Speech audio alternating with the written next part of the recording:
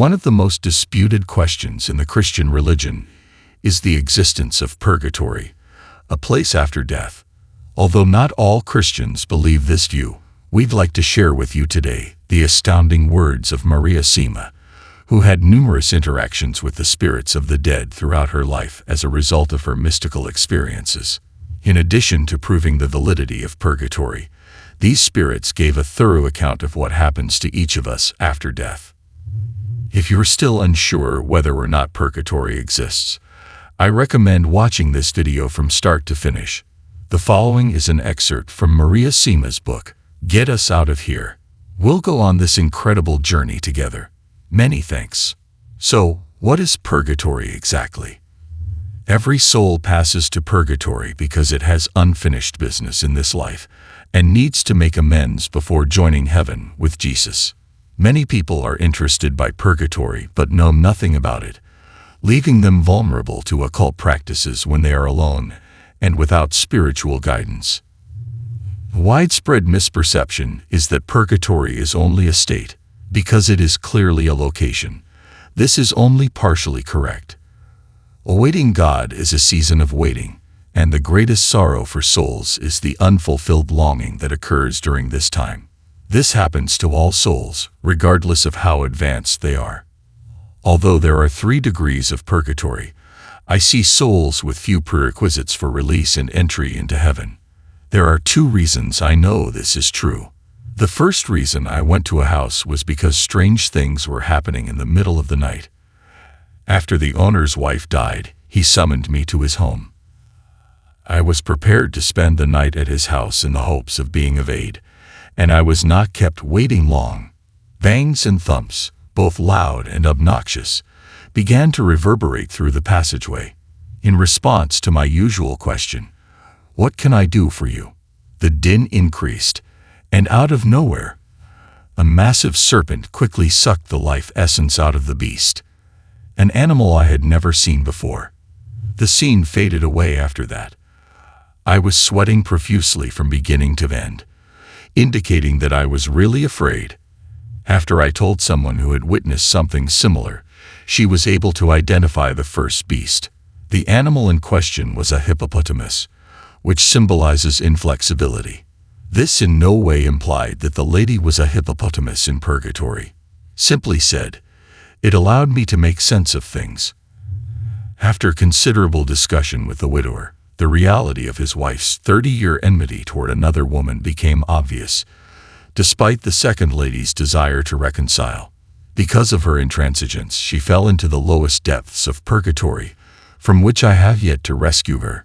Second, a book written in the 1920s by a German princess and her priest gives me the sensation that I am seeing souls on the highest level of purgatory.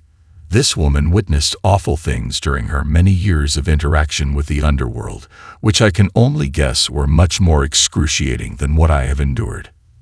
Have you considered any other distinctions between the lower and upper levels of purgatory?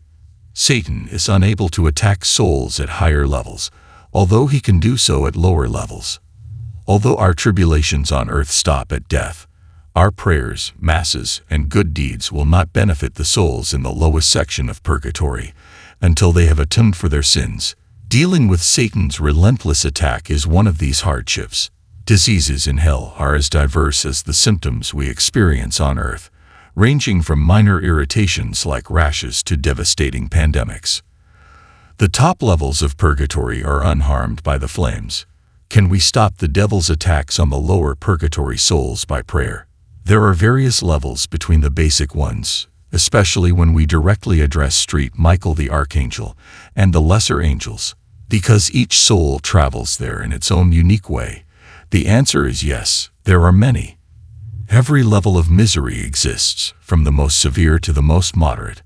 Because each person has a distinct soul, it follows to reason that there are an endless number of levels. Can the doomed souls in purgatory be happy or optimistic despite their pain? Yes, after receiving a higher insight of God than we do on earth. No spirit wishes to return to earth. They have no wish to return to the shadows we live in. Is it therefore that God sends people there to be cleansed of any sins they haven't yet confessed? Contrary to popular perception, this incorrect notion is frequently propagated, leading many people to reject God. The souls examine their situation and choose the most appropriate degree. God does not assign them. They desire to cleanse themselves before approaching God. This specific reality about God's love for us must be understood by us. So is it up to us to decide if we are dirty and require purgatory? I believe that is correct. Can spirits defy their fate on occasion? Do the majority of them have patience, or do some refuse to admit their illness? They are willing to endure pain and suffering because they believe it will reconcile them with God and make things right. They engage in intense self-examination in order to be holy in the eyes of God. They shine brighter when they make amends and fix problems. Are the pains of hell more severe than anything we experience on earth? When compared to our own agony, theirs is frequently much severe, especially at the third and lowest level. Their spiritual suffering is far more profound than ours. When I asked each person I met with about their agony, they all described it as unique. They claimed that if a father avoided his responsibilities in purgatory, he would have to work even harder than he did on earth, and his family would suffer even more as a result. To be clear, the atonement value of our earthly sufferings, however minor they may be, far outweighs that of our purgative sufferings.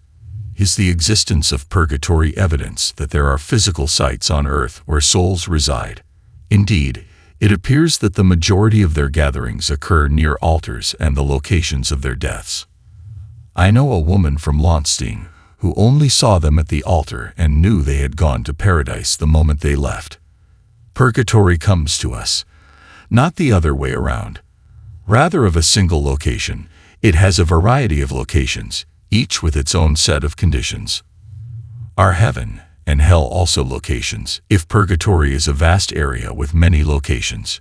Sure, my spiritual director questioned me, and the answer was that the position held by many modern theologians, that paradise, purgatory, and hell are only circumstances, is false.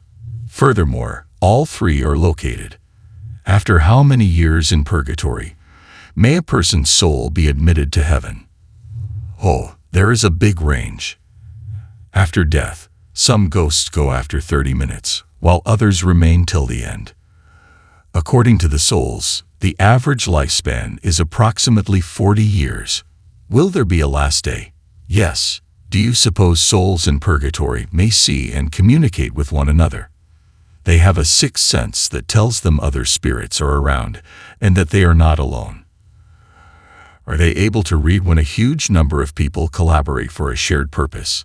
Certainly, they read with a spiritual bent. I know this is true since I can ask them direct questions without having to read their names. They make inferences based on what they see on the page. How familiar are they with their own family tree? Almost anything. Nobody ever misses us. They are sensitive to our sorrow and hear us at all times, yet they have no idea what we are thinking. By keeping an eye on the funerals, they can distinguish who is there to pray for the deceased and who is there for attention. Is the spiritual realm aware of what happens on earth? Partially, yes. Not all of them. I have been advised that something really important is just around the bend, waiting for us. They kept saying it was close, but since May 1993, they have said it is at the door. This event will help to facilitate mankind's salvation. In other cases, they have given me advance notification of less significant upcoming events. They informed me about the disastrous flood that struck this area in the summer of 1954. Following an avalanche, they informed me that several people were hiding under the snow. As a result, the search took longer than expected, but the rescuers continued.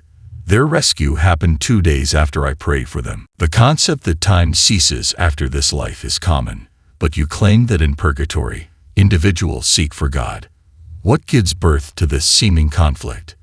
It is true that beyond this life, time stops.